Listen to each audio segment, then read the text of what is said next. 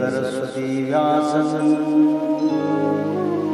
ततो जयमुदीरये। मूकं करोति वाचालं पंगुलंघयते यत्कृपातमहं वन्दे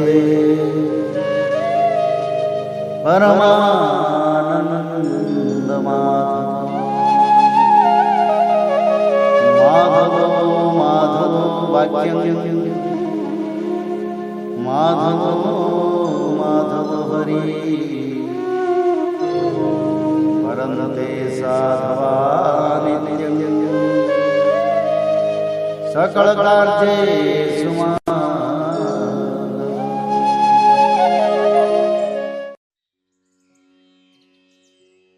अथ सप्तपंचाशत्मोऽध्यायः। सैमंतक हरण, सत्यधन्वा का उद्धार और अक्रूर जी को फिर से द्वारका बुलाना। श्री सुखदेव जी कहते हैं, परीक्षित, यद्यपि भगवान श्री कृष्ण को इस बात का पता था कि लाक्षागृह की आग से पांडवों का बाल भी बांका नहीं हुआ है, तथापि जब उन्होंने सुना कि कुंती और पांडव जल मरे, तब उस समय का कुल परंपरोचित व्यवहार करने के लिए वे बलराम जी के साथ हस्तिनापुर गए। वहां जाकर भीष्म पितामह, कृपाचार्य, विदुर, गांधारी और द्रोणाचार्य से मिलकर उनके साथ संवेदना सहानुभूति प्रकट की और उन लोगों से कहने लगे, हाय हाय, यह तो बड़े दुख की बात हुई। भगवान श्री कृष्ण के हस्तिनापुर चले जाने से द्वारका में अक्रूर और कृतवर्मा को अवसर मिल गया। उन लोगों ने सत्यधन्वा से आकर कहा, तुम सत्राजीत से मणि क्यों नहीं छीन लेते? सत्राजीत ने अपनी श्रेष्ठ कन्या सत्यभामा का विवाह हमसे करने का वचन दिया था और अब उसने हम लोगों का तिरस्कार करके उसे श्री कृष्ण के साथ ब्याह दिया। अब सत्राजीत भी अपने भाई प्रसेन की तरह क्यों न यमपुरी में जाए? सत्यधन्वा पापी था और अब तो उसकी मृत्यु भी उसके सिर पर नाच रही थी। अक्रूर और कृतवर्मा के इस प्रकार बहकाने पर सत्यधन्वा उनकी बातों में आ गया और उस महादुष्ट ने लोभवश सोए हुए सत्राजीत को मार डाला। इस समय स्त्रियां अनाथ के समान रोने चिल्लाने लगी, परंतु सत्यधन्वा ने उनकी ओर तनिक भी ध्यान न दिया। जैसे कसाई पशुओं की हत्या कर डालता है, वैसे ही वह सत्राजीत को मारकर और मणि लेकर वहां से चंपत हो गया।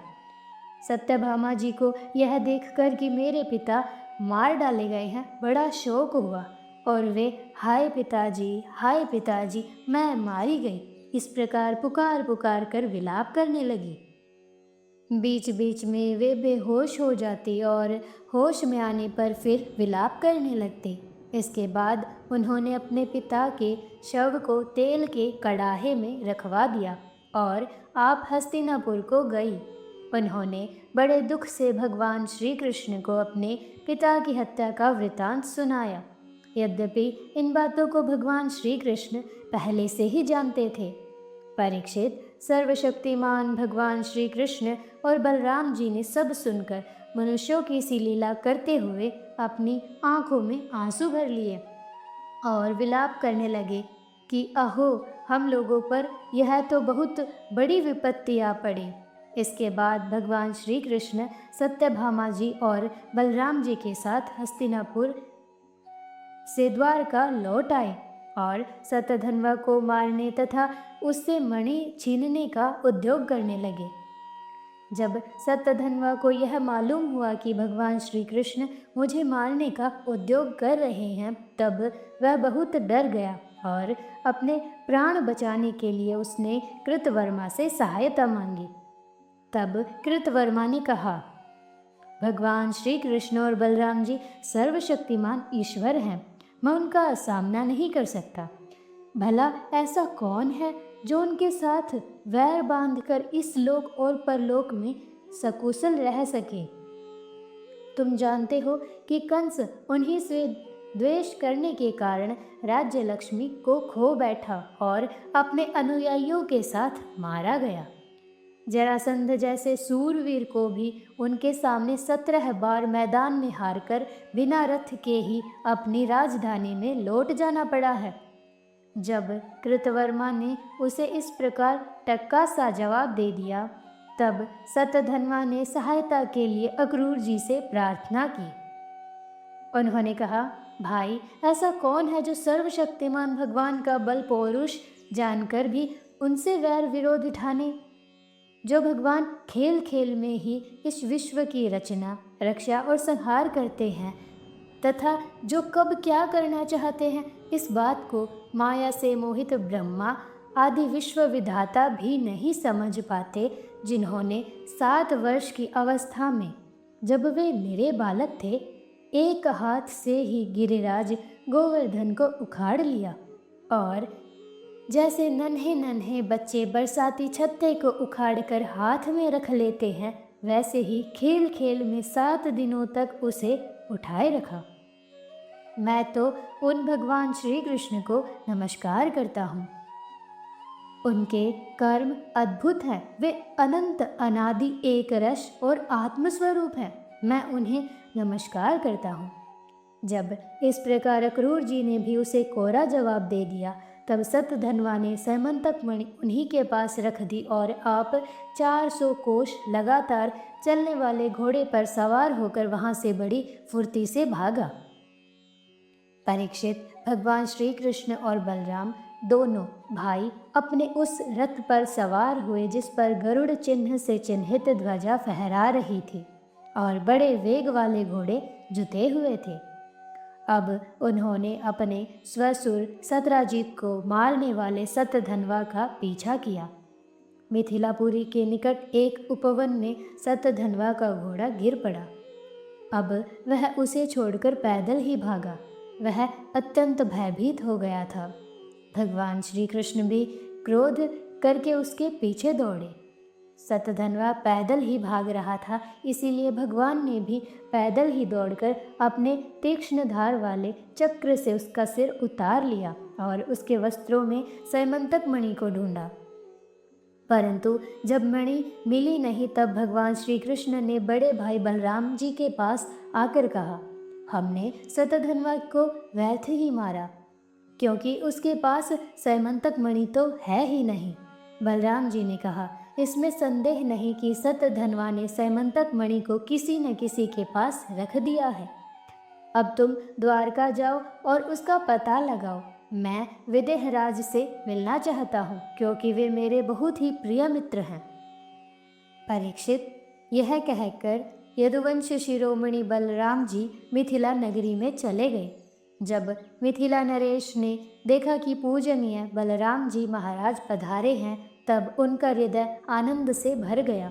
उन्होंने झटपट अपने आसन से उठकर अनेक सामग्रियों से उनकी पूजा की। इसके बाद भगवान बलराम जी कई वर्षों तक मिथिलापुरी में ही रहे। महात्मा जनक ने बड़े प्रेम और सम्मान से उन्हें रखा। इसके बाद समय पर धृतराष्ट्र के पुत्र दुर्योधन ने बलराम जी से गदा युद्ध की शिक्षा ग्रहण की। अपनी प्रिया सत्यभामा का प्रिय कार्य करके भगवान श्री कृष्ण द्वारका लौट आए और उनको यह समाचार सुना दिया कि सतधन्वा को मार डाला गया, परंतु सैमंतक मणि उसके पास न मिली। इसके बाद उन्होंने भाई बंधुओं के साथ अपने स्वसुर सत्राजीत के वे सब औधर्वदेहिक क्रियाएं करवाई जिनसे मृतक प्राणी का परलोक सुधरता है। अक्रूर और कृतवर्मा ने सतधन्वा को सत्राजीत के वध के लिए उत्तेजित किया था। इसीलिए जब उन्होंने सुना कि भगवान श्री कृष्ण ने सतधन्वा को मार डाला, तब वे अत्यंत भयभीत होकर द्वारका से भाग खड़े हुए।